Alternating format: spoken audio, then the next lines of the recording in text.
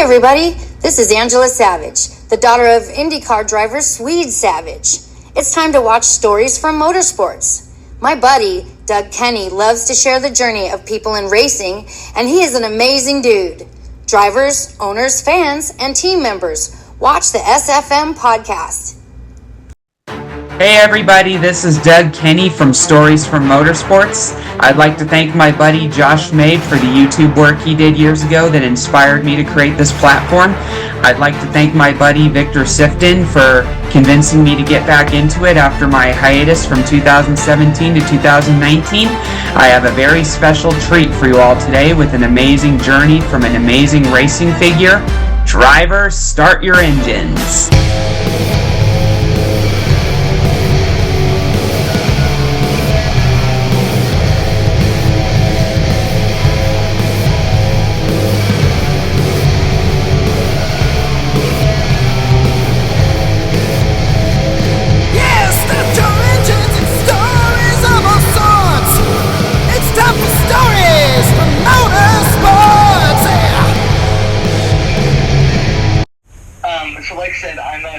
Insurance broker, so I enjoy it. I enjoy what I do. I work for a great company, all that kind of stuff, and I miss the racing. I miss the travel.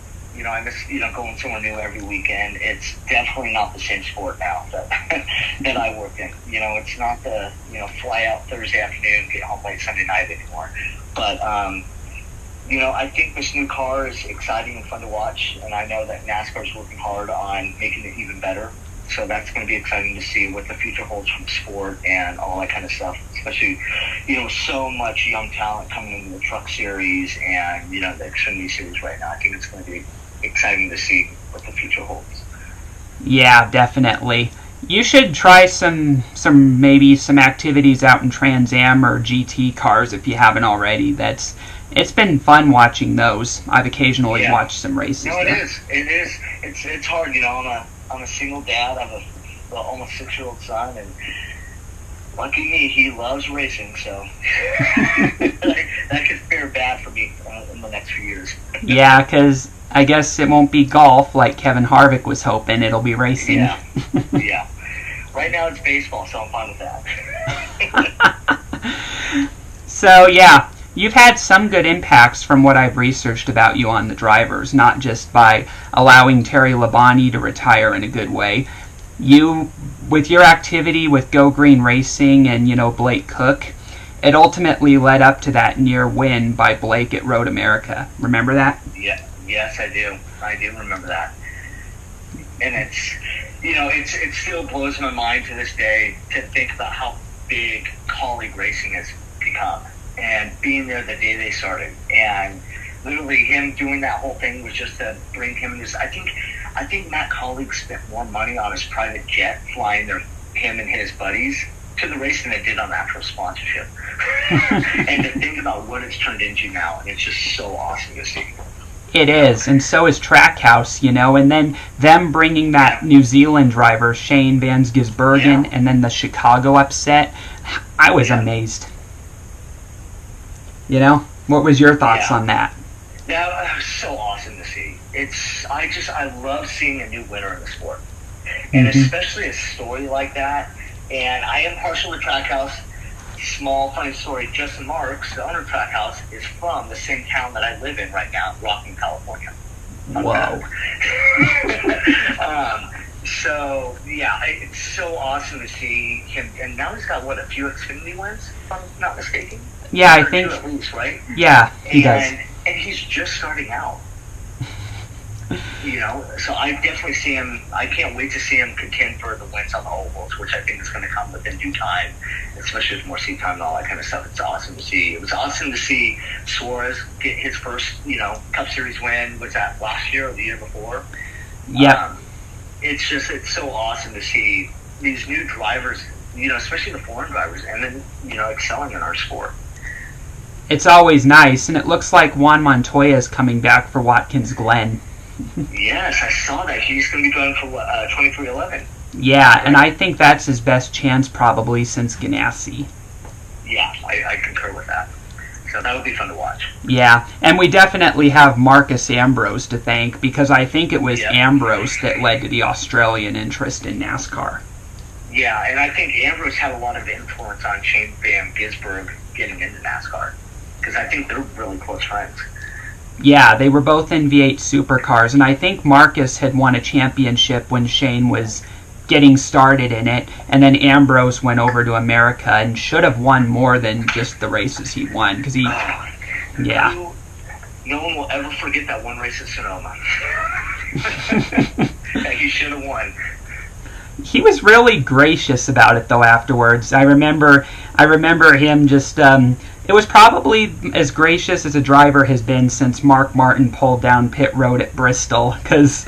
Oh, gosh, yeah, that's right. Because in both cases, both drivers simply just said, I screwed up and lost the race, and congratulated the winner, you know?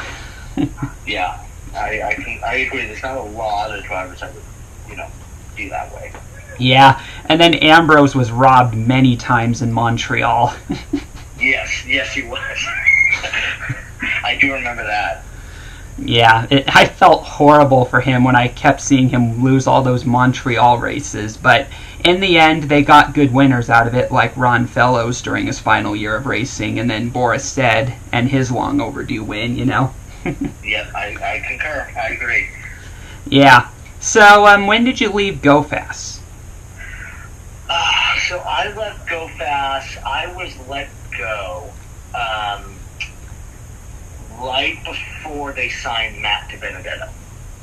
Ah. And I was let go, and it's funny because Matt DiBenedetto his family actually lives right down the street from me in Lincoln, California. But I lived in a house at one point with Ryan Ellis, Max Gresham. We were all roommates, and Matt was always coming over to our house. And Tanner Berryhill, I don't know if you remember him. I've met him. We were all like best friends. Well, Ryan couldn't find a ride. Matt had gotten hired on at Go Fast to drive full time, and Matt wanted to bring Ryan to work with him.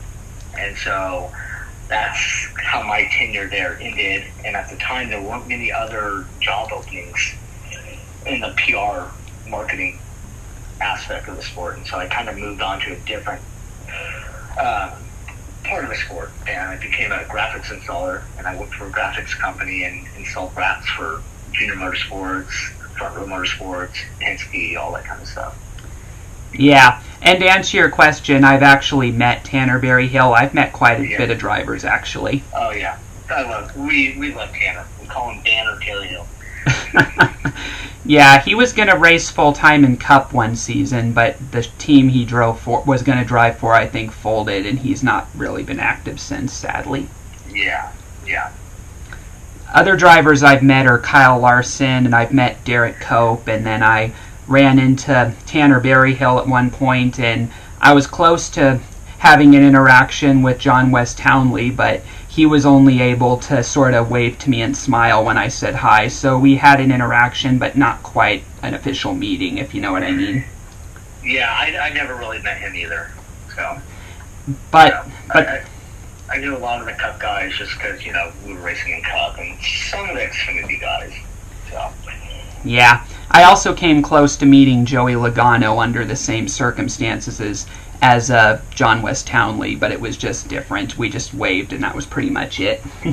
Joey Logano is just like Kyle Busch. They're some of the nicest people you'll meet. At least, being from a standpoint where I would run into Joey at the grocery store a lot, because at the time I was living in Cornelius, which is the same town he lives in, and he'd be like, don't you work for Bob? I'm like, yeah. And he goes, hey, what's up? I'm like, no, he goes, what's your name? I'm Jim. He goes, oh, nice to meet you. I'm Joey. I'm like, yeah, I know. And we would laugh. And then with the graphics company I worked for, we installed all the wraps for Kyle Busch Motorsports. And so we'd be in the shop, and Kyle, a lot of the general public doesn't see how much Kyle does behind the scenes. They're kind of seeing it now with how involved he is with Brexton, but he was at KBM every day of the week. Mm-hmm. And he was on the shop floor. And he was always one of the ones that whenever we'd get done wrapping a truck, he'd come down and thank us. Like, thanks for, helping out, all this kind of stuff. You don't get that a lot, and so it just shows you how good some of these people are. Outside of the racetrack in there. Yeah. The sad thing is we have people, especially in today's atmosphere, where they judge you for the rest of your life because of one incident, you know? Yes. Yeah, and it's one incident they see on TV in the heat of the moment. Yeah. It's not fair. You know, but who would have thought that Kyle Busch would become such a more popular driver now than the guys from Chevy and RCR? Yeah, that says a lot compared to, like, I think almost over 11 years ago, I think, or 12, where Richard Childress and him, they went from threatening to whip each other's butts to now being owner and driver, you know? Yes. Yeah, I remember that year, and that was the first time that I watched the full season of racing, and, you know, I remember seeing his feud with Kevin Harvick dominating that whole year, and then they all of a sudden made up the next year. Yes, yeah, exactly. I also ran into Juan Pablo Montoya, and even though we didn't speak to each other, it was one of those deals where I was in front of the crowd waiting for an autograph, and he signed my book, and I shook his hand, and we smiled at each other, but that's all we pretty much did. So, and that's more interaction than I ever had with him. Yeah. That's pretty cool. Yeah, and that was his last year of racing for Ganassi and NASCAR. It was like the penultimate race of the year. And that was a year where he should have won many races. If not for a caution at Richmond and a caution at Dover, he would be a 4-time winner today. Yeah, no, I agree with that. Yeah, and so it was great to see him walk away still liked by the fans. It's just unfortunate, though, when you post about it on social media like I do, and the first messages that come up are about the jet dryer. Yeah.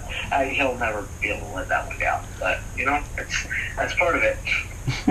Yeah, it's just, you know, it's just how people view him, sadly, in NASCAR. But when you look in his other series, he's one of the best drivers ever.